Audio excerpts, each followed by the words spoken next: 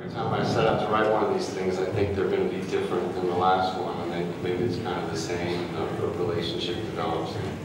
But I looked at these guys not like father and son, they're more like they're just kind of,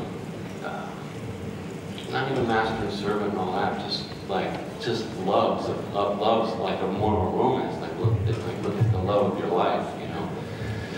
Kind of try to look at it like that, as a father and son. But it's great territory for a story, you know. These kinds of relationships ends up being a kind of bottomless pit that you can keep going back to, maybe. Hopefully provides good stuff.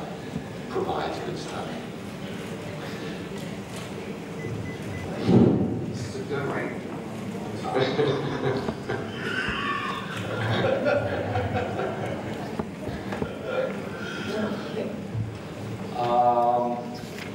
We've been messing around trying to find something that to see if we made what the film would look like.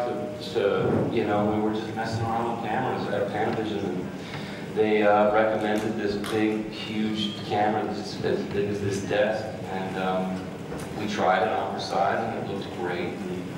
And we didn't really think it through because the camera broke all the time and it made a lot of noise, and you can still hear the camera enrolling in the film. We just put fan noises over it so you couldn't tell that it was the camera.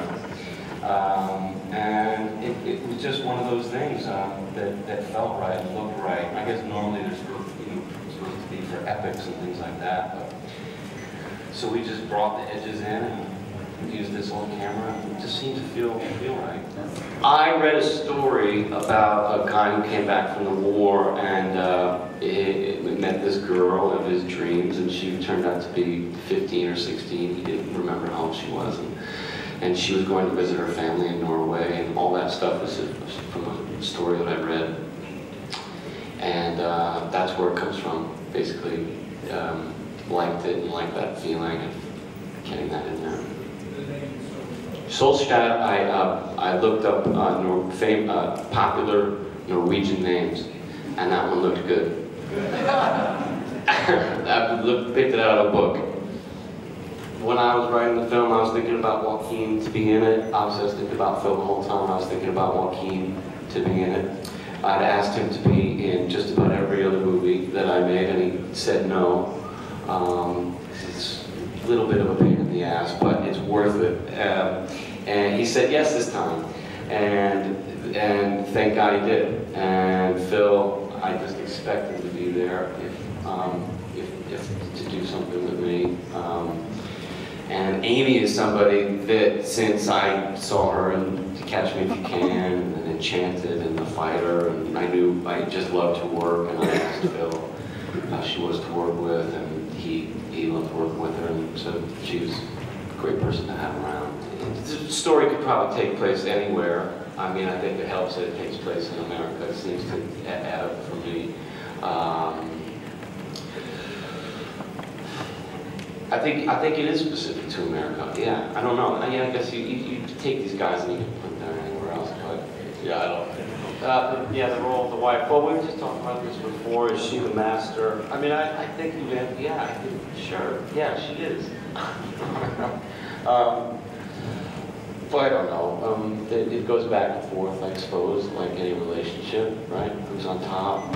Who's on the bottom? I don't know. That's a dance that goes on between men and women in that relationship. Who's the master? I don't know. The thing about the father, you know, I shouldn't be read into it too much. There was an old guy, and we were shooting a bunch of things, and Freddie sat down next to him and said, "You look like my father." We didn't know, we just knew somebody had to die from the booze. We just picked somebody that looked good. That day we had a big picnic set up. And the light was going down, honestly, and he looked great, this old guy, so we just walked up and started talking to him. That's where that came from.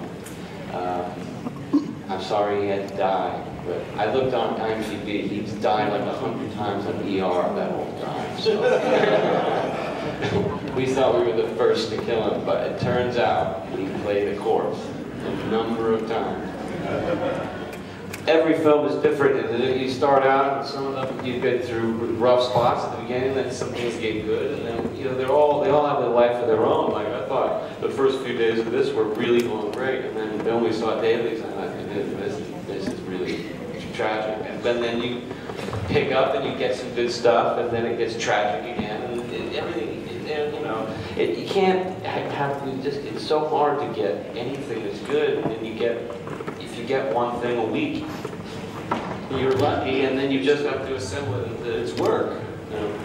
It's work. It's making something. It's never easy. That's what I mean. I don't understand. But it's never easy. Or else we'd all just be eating or something. But it's not anxiety ridden or anything like that, or I don't feel nervous. I feel excited. I feel excited and energized by it, and love to do it, and love to do it because for those reasons. I wouldn't say that I'm nervous, but I just enjoy doing it very much, and it's really enjoyable when you're doing it with people like these guys, and you make it very exciting to watch, to be around. It's thrilling and not nerve-wracking at all. That, unfortunately, was a real porcelain toilet, and I'm not fucking joking about this. There's actually a historic toilet, because it was in a San Pedro jail cell, which is a historic monument in San Pedro. And when they heard that we broke their toilet seat, they were really pissed off. They couldn't get another one. So we could only do it once. That was it. Yeah. Right? Yes, that's right. Yes.